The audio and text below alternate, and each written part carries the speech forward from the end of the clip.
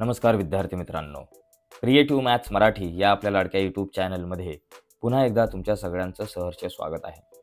आज आपण पाहणार आहोत इयत्ता 10वी विज्ञान भाग 1 प्रकरण पहिले अनुवांशिकता व उत्क्रांती या प्रकरणाचा स्वाध्याय.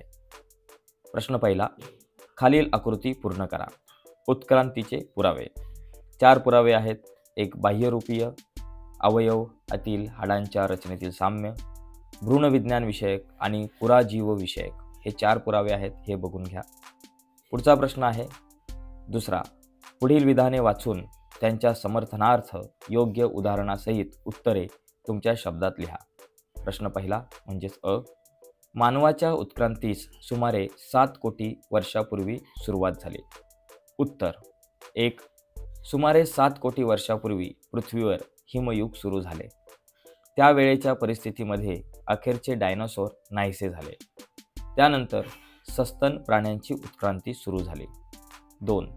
आजच्या आधुनिक लेम्युरसप्रमाणे दिसणाऱ्या प्राण्यांपासून त्यावेळी माकडासारखे प्राणी विकसित होऊ लागले. 3. 4 कोटी वर्षापूर्वीच्या कालावधीत आफ्रिकेतील या माकडांसारख्या प्राण्यांच्या शेपट्या अतिशय संथ गतीने नाहीशा झाल्या. 4. त्यांच्या शरीरात आणि मेंदूच्या आकारमानात हळूहळू बदल होत मानव सदृश्य प्राण्यांचा विकास होऊ लागला. झाडांवर राहणाऱ्या माकडांपासून कपी आणि मानव अशा 2 भिन्न उत्क्रांतीचे मार्ग निर्माण झाले. मानवाच्या उत्क्रांतीच्या मार्गावर मेंदूच्या आकारमानात वाढ, ताठ चालण्याची प्रवृत्ती, बुद्धीचा विकास अशा बाबींचा विकास होत मानव उत्क्रांत झाले. 6. हा सारा प्रवास सुमारे 7 कोटी वर्षापासून सुरू झाला. मात्र 50,000 वर्षापूर्वी खरा बुद्धिमानव निर्माण झाला. प्रश्न दुसरा म्हणजेच आ, सजीवांचे भौगोलिक व पुनरुत्पादनीय अलगीकरण झाल्यास कालांतराने जातीभेद म्हणजेच जाती उद्भव होतो. उत्तर 1. प्रत्येक जाती त्या त्या विशिष्ट भौगोलिक परिस्थितीत वाढते. तिचा आकार, विहार, फलनक्षमता, समागम काळ इत्यादी जातीनिहाय भिन्न असतो. 2.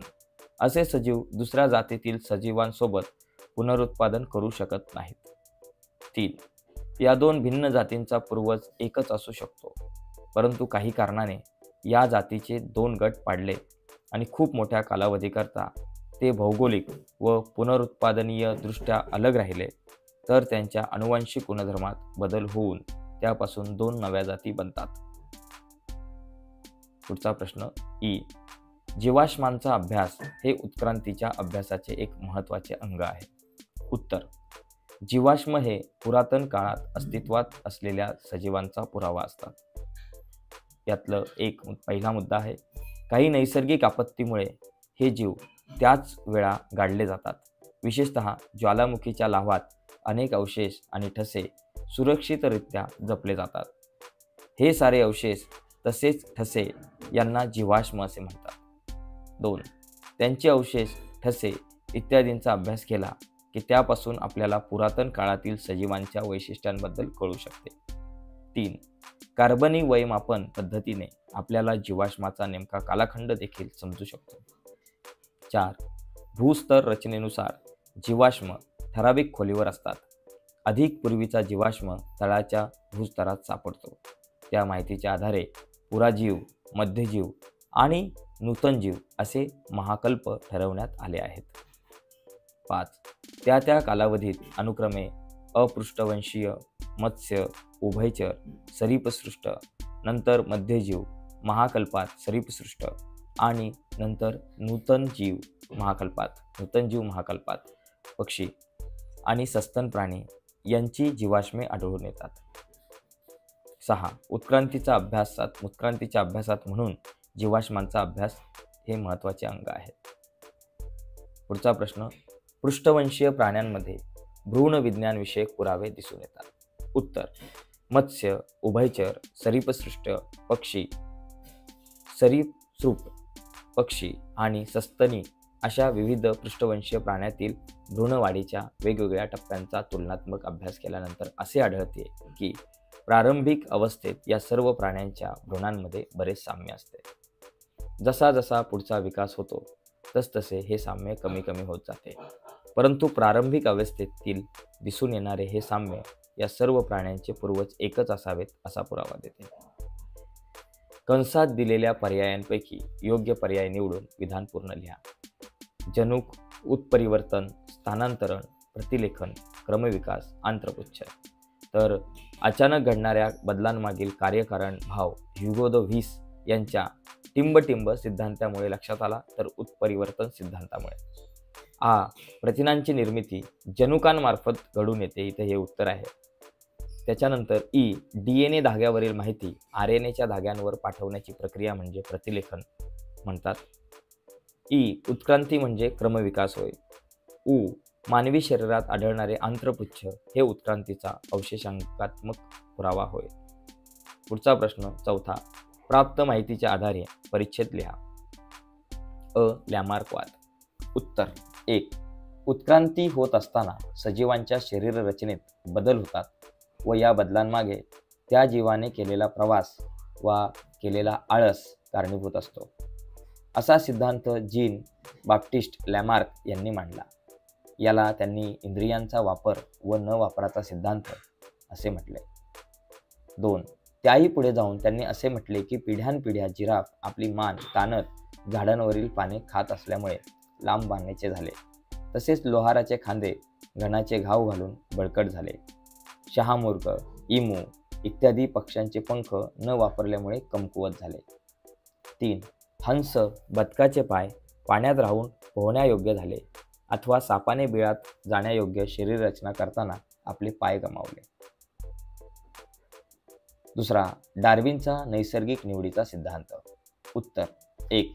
चार्ल्स डार्विनने नैसर्गिक निवडीचा सिद्धांत मांडला. यासाठी त्याने विविध प्रदेशातील वनस्पती व प्राण्यांचे असंख्य नमुने गोळा करून त्यांच्या निरीक्षणावरून सक्षम ते जगतील असे मत मांडले. 2. याचे स्पष्टीकरण देताना डार्विन म्हणतो, सर्व सजीव प्रचंड संख्येने पुनरुत्पादन करतात. निर्माण झालेले जीव जगण्यासाठी जीवघेणी स्पर्धा करतात. जो सक्षम असतो तो या स्पर्धेत टिकून राहतो. 3. सक्षम जीवाच्या शरीरात जगण्यासाठी आवश्यक गुणधर्म असतात. हे निसर्गच निवडतो. निसर्गात सुयोग्य जीवच जगतात, बाकीचे टिकाव धरू शकत नाहीत. 4. जगलेले जीव पुनरुत्पादन करून स्वतःच्या वेगवेगळ्या वैशिष्ट्यांसकट नवीन प्रजाती तयार करतात. 5. हा सिद्धांत ओरिजिन ऑफ स्पीसीज या डार्विनच्या पुस्तकात प्रसिद्ध झाला आहे. डार्विनचा नैसर्गिक निवडीचा हा सिद्धांत सर्वसामान्य आहे, कारण निसर्गातील अनेक उदाहरणांवरून तो स्पष्ट होतो. भ्रूणविज्ञान. 1. भ्रूणविज्ञानात निरनिराळ्या भ्रूणांचा तुलनात्मक अभ्यास केला जातो. 2. विविध पृष्ठवंशीय प्राण्यातील भ्रूणवाढीच्या वेगवेगळ्या टप्प्यांचे निरीक्षण केल्यास असे आढळते की प्रारंभिक अवस्थेत या भ्रूणांमध्ये खूप साम्य दिसते. 3. जसजसा पुढे विकास होत जातो तसतसे त्यांच्यातील साम्य कमी होत जाते. 4. प्रारंभिक अवस्थेतील साम्य पाहता असा अंदाज केला जातो की या सर्व प्राण्यांचे पूर्वज एकच असावेत. 5. भ्रूणविज्ञान अशा रीतीने उत्क्रांतीचा एक पुरावा देते. पुढचा मुद्दा. उत्क्रांती. 1. उत्क्रांती म्हणजे सजीवांमध्ये अत्यंत सावकाश होणारा क्रमिक बदल होय. ही प्रक्रिया अत्यंत सावकाश व जीवांचा विकास साधणारी असते. अंतराळातील ग्रह ताऱ्यांपासून पृथ्वीवर असलेल्या जीवसृष्टीतील बदलांपर्यंतच्या अनेक टप्प्यांचा विचार उत्क्रांतीच्या अभ्यासामध्ये करणे आवश्यक ठरते. 2. नैसर्गिक निवडीला प्रतिसाद म्हणून सजीवांच्या एखाद्या वर्गाच्या वैशिष्ट्यपूर्ण लक्षणांमध्ये अनेक पिढ्यांपर्यंत बदल घडण्याच्या ज्या प्रक्रियेमुळे अखेर नव्या जीवजाती निर्माण होतात ती प्रक्रिया म्हणजे उत्क्रांती. जोडणारे दुवे. उत्तर. काही सजीवात अशी शारीरिक लक्षणे असतात की ती लक्षणे 2 वेगळ्या गटातील सजीवात आढळून येतात.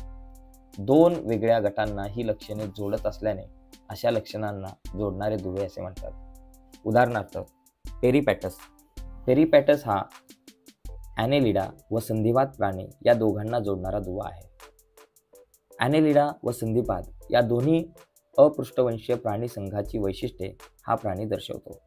ॲनेलिडा किंवा वलयी प्राण्यांप्रमाणे खंडीभूत अंग, पातळ उपचर्म व पार्श्वपादासारखे अवयव आणि संधिपाद प्राण्यांप्रमाणे श्वासनलिका व खुली रक्तभिसरण संस्था या प्राण्यात आढळते. 2. डगबिल प्लॅटिपस हा प्राणी सरीसृप आणि सस्तन वर्ग यांना जोडणारा दुवा आहे. सरीसृप प्राण्यांप्रमाणे हा अंडी घालतो, परंतु सस्तन प्राण्यांप्रमाणे याच्यात दुग्ध ग्रंथी व शरीरावरील केस असतात. 3. लंगफिश हा मत्स्य आणि उभयचर या वर्गांना जोडणारा दुवा आहे. तो मासा असूनही फुफ्फुसांद्वारे श्वसन करतो.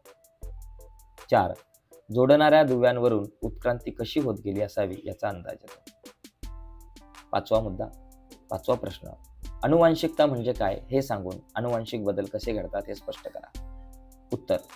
एका जनक पिढीतील जैविक लक्षणे जनुकांद्वारे पुढच्या संततीच्या पिढीत संक्रमित होण्याची प्रक्रिया म्हणजे अनुवांशिकता होय. 2. अनुवांशिक बदल होण्याची कारणे. 1. उत्परिवर्तन. अचानक एखाद्या कारणाने जनक पिढीतील DNA मध्ये बदल घडला तर अनुवांशिक बदल होतात. 2. युग्मगे तयार होताना अर्धगुणसूत्री विभाजन प्रक्रियेत जनुकांची रसमिसळ होते, त्यामुळे अनुवांशिक बदल होतात. प्रश्न 6. अवशेषांगे म्हणजे काय हे सांगून मानवी शरीरातील काही अवशेषांगांची नावे व तीच विशेषांगे इतर कोणत्या प्राण्यांसाठी कशी उपयुक्त आहेत हे लिहा. 1. अवशेषांगे हे सजीवांच्या शरीरातील अवयव ऱ्हास पावलेल्या किंवा अपूर्ण वाढ झालेल्या अवस्थेत असून निरुपयोगी असतात. 2. नैसर्गिक निवडीच्या प्रक्रियेने ही इंद्रिये नाहीशी होण्याच्या मार्गाला लागलेली असतात, परंतु अशी निरुपयोगी इंद्रिये नाहीशी होण्यासाठी हजारो वर्षे लागतात. 3. एका प्राण्याच्या शरीरात असणारी अवशेषांगे दुसऱ्या प्राण्याच्या शरीरात उपयुक्त अशा अवयवांच्या स्वरूपात असतात. एका सजीवातील असा अवयव त्या सजीवात जरी काही कार्य करत नसला तरी दुसऱ्या सजीवात तो कार्य करत असतो. 4. आंत्रपुच्छ हे मानवासाठी अवशेषांग आहे, कारण ते मानवी शरीरात निरुपयोगी असते, पण रवंथ करणाऱ्या प्राण्यांसाठी ते आवश्यक व कार्यक्षम अवयव आहे. 5. मानवाला अवशेषांगाच्या स्वरूपातील निरुपयोगी असणारे कानांचे स्नायू माकडांमध्ये मात्र कान हलवू शकतात. 7वा मुद्दा. पुढील प्रश्नांची उत्तरे लिहा. 7वा प्रश्न. यातला अ. उत्क्रांतीस अनुवांशिक बदल कसे कारणीभूत ठरतात? उत्तर. 1. अनुवांशिक गुणधर्म आई वडिलांच्या जनुकातून पुढील पिढीत जात असतात. हे अनुवांशिक गुणधर्म शक्यतो टिकवले जातात. ज्या गुणधर्मांमुळे सजीवात परिसराशी अनुकूलन करून राहण्याची जास्त क्षमता निर्माण होते, असे गुणधर्म असलेली जनुके नैसर्गिक निवडीच्या तत्वानुसार पुढच्या पिढीत हस्तांतरित होतात. 2.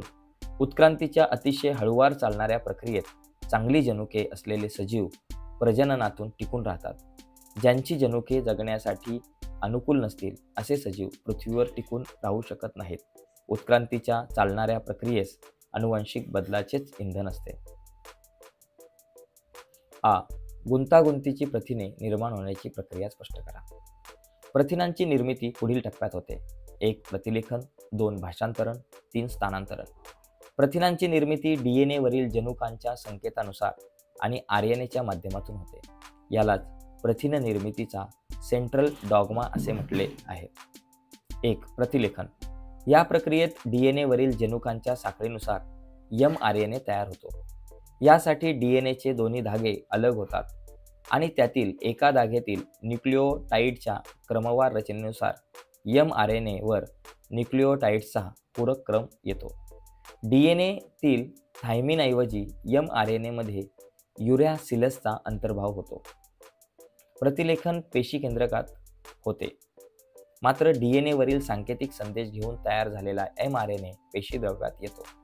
हा संदेश ट्रिप्लेट कोडॉनच्या स्वरूपात असतो, म्हणजेच प्रत्येक अमिनो आम्लाकरता असलेला संकेत 3 न्यूक्लिओटाइडच्या संचाच्या स्वरूपात असतो. 2. भाषांतरण.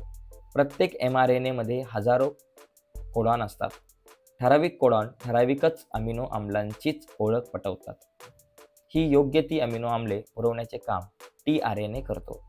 त्याकरता mRNA वर जसा कोडॉन असतो तसाच त्याला पूरक क्रम असलेला अँटीकोडॉन tRNA वर असतो. या प्रक्रियेला भाषांतरण असे म्हणतात. तिसरी प्रक्रिया स्थानांतरण. आरएनएचे कार्य पुढीलप्रमाणे असते. टीआरएनएने आणलेल्या अमिनो आम्लांची पेप्टाइल बंधाने शृंखला तयार करण्याचे काम पूर्ण करणे. या दरम्यान रायबोझोम mRNAच्या एका टोकाकडून दुसऱ्या टोकाकडे एक ट्रिप्लेट कोडॉनच्या अंतराने सरकत जातो. या क्रियेस स्थानांतरण असे म्हणतात. प्रथिनांच्या अशा शृंखलांच्या एकत्र येण्यानेच गुंतागुंतीची प्रथिने तयार होतात. पुढचा प्रश्न. उत्क्रांतीचा सिद्धांत सांगून त्यासाठी कोणते पुरावे आहेत ते सांगा.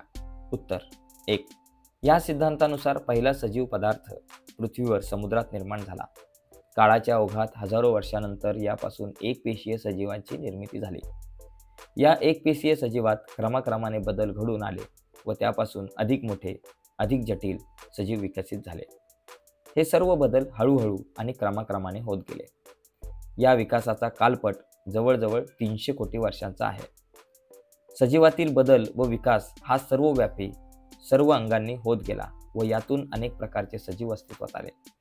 यामुळेच या सर्व क्रियेला क्रमविकास अथवा उत्क्रांती म्हटले जाते, जी संघटनात्मक उत्क्रांती आहे. भिन्न रचना व कार्ये असलेल्या पूर्वजांपासून वनस्पती व प्राण्यांचा प्रागतिक विकास म्हणजे उत्क्रांती होय. 2. उत्क्रांतीविषयक पुरावे.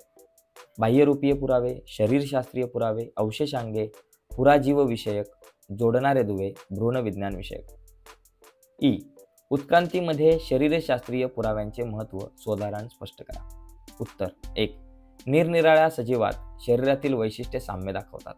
उदाहरणार्थ मानवी हात, बैलाचा पाय, वटवाघळाचा चर्मपर व देवमाशाचा पर यांच्यात हाडांच्या रचनेत व हाडांच्या जोडीने साम्य दिसून येते. 2. बाह्यरूपात यात कोणतेही साम्य दिसून येत नाही. त्यांचा प्रत्येक प्राण्यात उपयोगही वेगवेगळा आहे, तसेच त्यांच्या रचनेतही भिन्नता आहे. 3. परंतु हे हाडातील साम्य त्यांचे पूर्वज समान असावेत असा पुरावा ठरू शकतात. याला शरीरशास्त्रीय पुरावा असे म्हणतात. पुढचा प्रश्न. जीवाश्म म्हणजे काय हे सांगून उत्क्रांतीसाठी पुरावे म्हणून जीवाश्म कसे गृहीत धरतात हे उदाहरणासह स्पष्ट करा. उत्तर. जीवाश्म हे पुरातन काळात अस्तित्वात असलेल्या सजीवांचा पुरावा असतात. 1. काही नैसर्गिक आपत्तीमुळे हे जीव त्याच वेळी गाडले जातात. विशेषतः ज्वालामुखीच्या लाव्हात अनेक अवशेष आणि ठसे सुरक्षितरित्या जपले जातात. हे सारे अवशेष तसेच ठसे यांना जीवाश्म असे म्हणतात. 2. त्यांचे अवशेष, ठसे इत्यादींचा अभ्यास केला की त्यापासून आपल्याला पुरातन काळातील सजीवांच्या वैशिष्ट्यांबद्दल कळू शकते. 3. कार्बनी वयमापन पद्धतीने आपल्याला जीवाश्माचा नेमका कालखंड देखील समजून घेता येतो. 4. भूस्तर रचनेनुसार जीवाश्म ठराविक खोलीवर असतात. अधिक पूर्वीचा जीवाश्म तळाच्या भूस्तरात सापडतो. त्या माहितीच्या आधारे पुराजीव, मध्यजीव आणि नूतन जीव असे महाकल्प ठरवण्यात आले आहेत. 5. त्या कालावधीत अनुक्रमे अपृष्ठवंशीय, मत्स्य, उभयचर, सरीसृप, नंतर मध्यजीव महाकल्पात सरीसृप आणि नंतर नूतनजीव महाकल्पात पक्षी आणि सस्तन प्राणी यांची जीवाश्मे आढळून येतात. 6. उत्क्रांतीच्या अभ्यासात म्हणूनच जीवाश्मांचा अभ्यास हे महत्त्वाचे अंग आहे. पुढचा प्रश्न.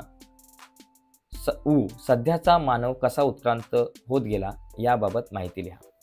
उत्तर. 1. 4 कोटी वर्षापूर्वी आफ्रिकेतील या माकडांसारख्या प्राण्यांच्या शेपट्या नाहीशा झाल्या. त्यांच्या मेंदूचा आकार मोठा होऊन त्यांचा विकास झाला. हाताच्या पंजात सुधारणा झाली आणि ते एपसारखे प्राणी झाले. कालांतराने हे सुरुवातीचे एपसारखे प्राणी दक्षिण आणि आग्नेय आशियात पोचले.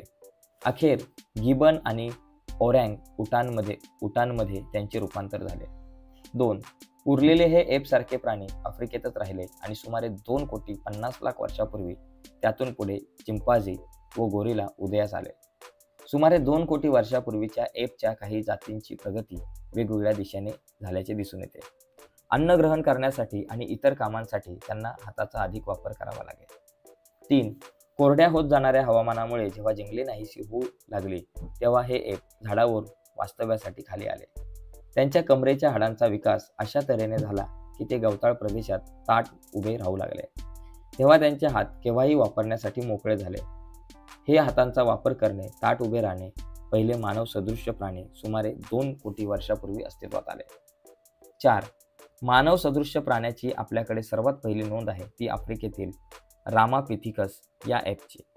पुढे हा ॲप आकाराने मोठा झाला व अधिक हुशार झाला आणि सुमारे 40 लाख वर्षापूर्वी दक्षिण आफ्रिकेतील ॲपचा विकास झाला. 5.